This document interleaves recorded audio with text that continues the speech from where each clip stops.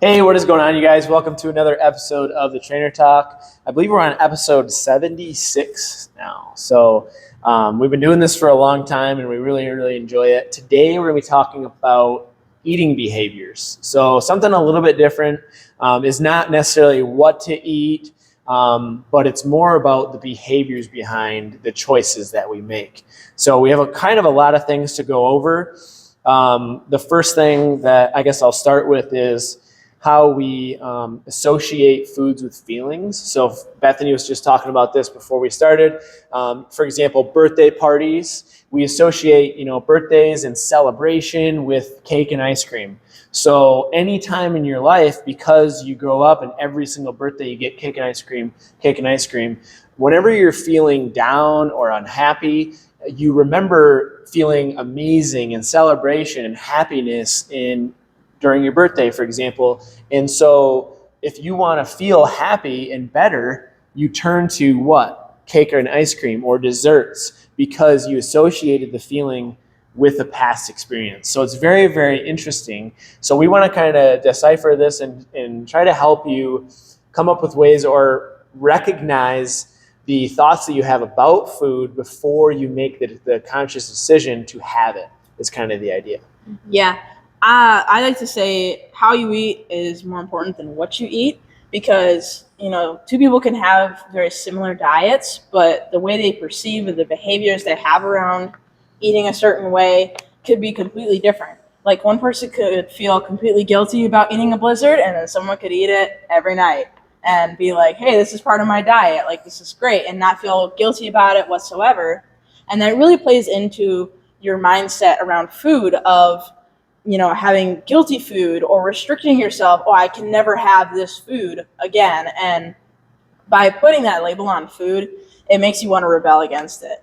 It's making this unrealistic standard of I'm never going to have sugar again, or I'm never going to have carbs again. What are the odds of people actually sticking to that? You're almost like giving yourself an out to say, well, I know I'm not going to make it anyway, so I might as well just have all the sugar and carbs that I want. And then you feel bad about it. So then you go back on your really extreme diet, and then it's just like a perpetual cycle of feeling guilty, restricting, not being able to stick to those unrealistic restrictions, and then feeling guilty again about, going off your plan. So really basically auditing your behaviors and your mindset around food, becoming mindful instead of mindless when you're eating. So I believe a lot of people fall into the category of mindless eating, where we're eating in front of a screen, watching, scrolling Instagram, watching TV. We're doing it as we drive to work. I mean, I'm guilty of that too. But, there's certain things, as long as we're aware of our behaviors around it, then we can start to uncover, if we do have mindless eating and we can't figure out why I always have this mindless snacking habit of grabbing chips at the end of the day, or they're like, oh, I can't control myself, I just have all this mindless eating habits. Well, become more mindful and more aware of why you're doing these different behaviors. That's kind of what we're trying to illustrate today, is how you can become more aware of these different behaviors you have around food. Yeah. Going back to like the restrictions thing, like there's such a fine line between making good decisions and making good choices when it comes to food, but also like completely restricting yourself or staying away from those things that Bethany said, like carbs or sugars or whatever it is. If you just completely restrict yourself, like for 3 months, 6 months, whatever it is, like you go on this diet and you don't eat any sugar, anything like that, when you get to Thanksgiving Day and you're with your family and you're around all this food, what's going to happen is you're going to binge on it. And not that that's necessarily a bad thing if it's one time out of 6 months, but a lot of times what happens is that's where that guilt comes in, and that's where people feel bad. And then they say, well, screw that diet because I messed up, I failed. And then they just totally get off the wagon and just keep eating junk after junk after junk. And the thing we kind of want to instill in people is to eat everything in moderation. Like, don't deprive yourself. Like, Taylor had a Blizzard last night and he's not afraid to admit that. I allow myself something that I like every single day, so that when it does come to being at a family event and having all these sweets in front of me, I'm not super tempted to just like down everything because I'm not deprived of it. And that's just kind of how I've been able to eat mindfully and stuff like that. Another thing is like when you are eating super fast versus eating slow, like it takes your brain 20 minutes to realize that you're full. And I'm guilty of this. When you're starving at the end of the day and like you're making dinner, I don't always eat slow like I should, but something that I will do if I do eat super fast and I still feel kind of hungry, I give myself 10, 15, 20 minutes to just sit there. And then eventually my brain catches up with my body and I realize that I am full and I can stop eating. Yeah. Yeah. So biggest message is kind of, I think, feeling guilty about those circumstances that you run into, even if it's just every once in a while, you need to try to quit doing that. Like, just don't feel guilty about it. As long as you get back on track, the next day or the next week is more important than that actual meal. Yeah. Like for me, I was just telling these guys, my client had he resonated really hard with this when I told him, I go into the holidays and I have whatever I want and I enjoy it because 95% of the year I am on track. Mm-hmm. 10% of the time I'm going to eat whatever I want.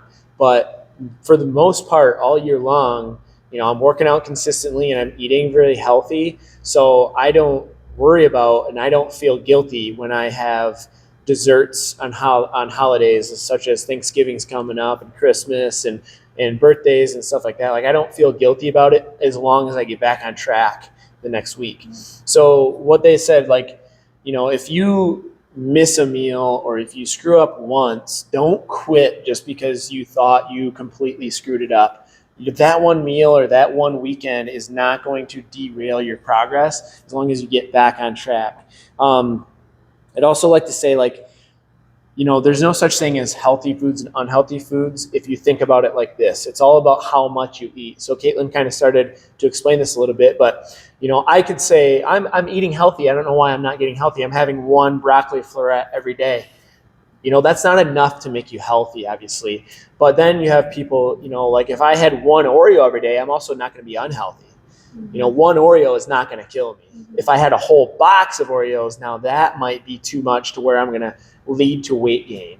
But so it's all in that moderation. Like if you want to be healthy, you need to eat a lot more than one little piece of broccoli. You need to have multiple meals with nutrient-dense foods. And then like Caitlin said, every single day she has one thing that she enjoys. And it could be just 50, 100 calories worth, a couple of Oreos every single day. As long as all your other calories and foods were, healthy and nutrient dense and you weren't going over on your calories every day, you're going to still meet your goals. So that's something that we try to really, really preach is finding a nutrition strategy that is sustainable and it works with you in the foods that you enjoy. So you shouldn't have to give up everything that you eat. You want to try to be able to enjoy it and not feel guilty about it. So don't associate bad feelings with certain foods, pretty much. Yeah, because there's foods that are going to take you closer to where you want to go for your goals, and there's foods that's going to take you further away from that. And it's different for every person, so it's hard to really label in such black and white, this is a good food like broccoli, or that Oreos are a bad food. You should still have balance in it. If you want to eat those foods one day, you should never cut it completely out of your diet. So for me, for example, what I do is I have my solid meals throughout the day, 4 meals with a decent amount of protein. I get my veggies in, have those healthy complex carbohydrates, and then it allows me to hit my protein goal and then have some carbs and fats left over at the end of the day if I do want a little snack. So sometimes I choose a healthier snack, like I'll do peanut butter toast and banana or something like that. Or, if I am feeling a little bit like snacky, there's we made like these protein muffins, the Krusteaz brand. So I had those the other day, and it allows you a little bit more freedom in your diet while I'm still staying disciplined and like on plan with hitting the protein, hitting the calories. I'm still getting that flexibility, so you don't feel restricted pretty much at all because you have the knowledge of I can still eat. You technically can eat whatever you want. It's not like you have a parent that's telling you, no, you can't eat that at all. You're an adult, you make your own decisions. So could you go and eat a meal from Dairy Queen with a Blizzard and, the works. That's over 1,000 calories. You could, but is that going to take you closer to your goals or further away? Mm-hmm. And you have to understand that it's your responsibility to make that decision, to make that choice. That's like the very one thing that you can control is the food that goes into your mouth. Mm-hmm. Like unless someone's shoving food into your mouth with a spoon like we do for kids, then you're the one that makes the choices of what goes in your mouth. So just being aware of why you're making these choices. Yeah. Is it because I'm bored? Is it because I'm trying to make myself feel good? Associating drinking or having those more high calorie foods from holidays and associating that with feeling good. Mm-hmm. Are you trying to make yourself feel better? Is it stress eating? Are you trying to unwind after a stressful day with, whether that be, I hear a lot of people, it's a glass of wine for a lot of women that we talk to, or it could be ice cream, something like that to unwind after a stressful day. But is it the food that's really doing that, or is it taking time for yourself and, relaxing and maybe watching a show or reading a book? Something like that would do the same thing, but actually keep you on track for your goals. Yeah. And speaking of like boredom eating, that is something that I used to do a lot, I think. And I just had to finally like literally ask myself, like, okay, are you actually hungry right now?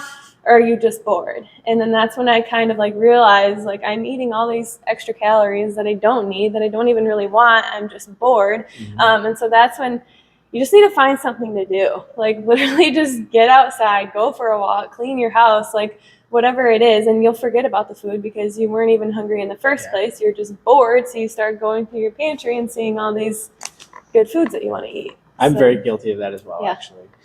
If there's not much to do, I don't know what to do with do. myself. Another sign of that is you could be just slightly dehydrated or thirsty. Mm-hmm. So your brain confuses thirst with hunger. So sometimes if we're hungry, try taking a glass of water and drinking some water and waiting 5 or 10 minutes and see if you're still hungry. So that's another tactic.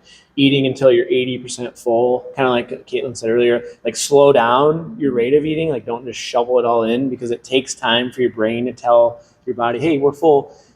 So make sure you do take your time, but also stop 80% of the way before you're completely stuffed and wait a little bit and make sure that you're, actually full before you overeat. So that's another little tactic. But I also wanted to add, speaking of like snacking and desserts and stuff, I was talking to these guys before, and because I would say we eat healthier than the general public, most of our foods are nutrient-dense foods, and they're not necessarily high sugar and high processed and really, really tasty sugary foods. A protein bar to me is like a Snickers or a dessert to somebody else. Yeah.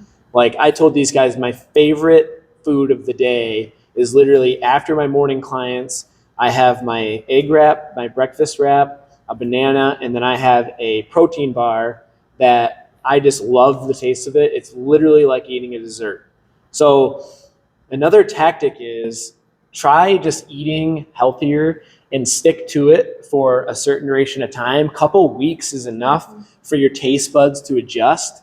A lot of you watching might be able to relate to this. If you were ever a pop drinker and quit drinking pop, and then all of a sudden you have one, it's overwhelmingly sweet with sugar. And you're like, oh my God, how did I used to drink 12 of these a day? It's because your sensitivity and your taste buds adapted and changed to that. So when you cut it out and you start drinking water and eating better, all of a sudden when you have those really, really sweet foods, it's overwhelming. So therefore, a protein bar that's flavored with chocolate or strawberry or whatever, it actually tastes really, really, really good. So that's just my kind of tip is try foods for at least a week, even foods that you might not like right now. You might adjust to it and start to enjoy it. And then you can kind of naturally wean out the bad foods just by adding good stuff in and drinking more water. Yeah. And then to touch on, going from like shoveling food in your mouth versus, waiting 20 minutes to see if you're actually full or not, or if you're still hungry, if you still need food. One thing that kind of works for me is if I remember to do it, because I've built a habit of just shoveling food in my mouth because, I'm in between clients or I'm getting ready to leave for the day and I'm just trying to get food in as fast as I can so I can get on with my work. And, I've made a conscious decision to slow down and to, put the fork down in between bites. Like, you're starting to think about the next bite before you're even finished with the first bite. And you're not even enjoying the food that you're currently eating. So all of a sudden it's gone and you feel like you're not even satisfied because you feel like you weren't even paying attention to the meal the whole time. And that's sometimes what can lead to you still feeling hungry or not satisfied after a meal. If you take the time, if you just sit down and just have that food in front of you, don't shovel it in, and you just take, a bite, you focus on that bite and say, oh, different flavors, different textures, and you enjoy each bite, savor each bite, I will guarantee you probably feel more satisfied. You will feel a lot fuller at the end of your meal, and I don't think you're really going to want anything afterwards because, one, if you slow down, you get that hunger signal faster. But by the time you finish that meal, you're like, yeah, I'm full. I'm not going to be able to take another thing. But if you shovel that food in, it's like you almost didn't even notice that it was there. It's that mindless eating where you're not even aware that it was there and then gone, pretty much. And by reinforcing that behavior, you're more likely to do it with other things like the high calorie foods like ice cream. Or if you go to Thanksgiving and you have that habit of just shoveling food in your mouth and not paying attention to the flavors, you're not able to actually enjoy the meal because you're just too busy getting that food inside, and all of a sudden you're stuffed and you feel bloated and miserable, and nobody likes to feel like that. So take some time, just slow down in between your meals, especially with Thanksgiving. We're there to celebrate with other people and spend time with our family, our friends. We have a lot of Friendsgivings going on soon. So, take that time to really celebrate what you're thankful for, your family, your friends, not just the food that's in front of you. We've centered our celebrations around food, but that's not why we get together and celebrate. Right. So, the food's part of it, but it shouldn't be the main thing that you're worried about. Yeah. I would say just biggest takeaways is start trying to think about why you want the foods that you're about to eat, or, like being more aware, like she said, like that awareness of, okay, am I actually hungry, or do I just crave this? Why do I actually crave this? Oh, it's because I had a bad day, I'm stressed out. So that stress leads to you wanting to feel better. You associate feeling better with the food that you crave, which in the past has made you feel good. So try to start being aware and thinking about those things and kind of figuring out, am I actually eating for a purpose, or am I eating just to enjoy it? And most of the time we just kind of eat to enjoy it, or we don't even know why we're doing it. We're just bored. So try to start becoming aware of those things. We're running out of time, so we'll kind of end it there. But hopefully you learned something from this, or it kind of made sense, starting to resonate with you about why we eat and the choices that we make. And hopefully you can start making some better choices. So until next time, make sure you like and subscribe and stay healthy. See ya.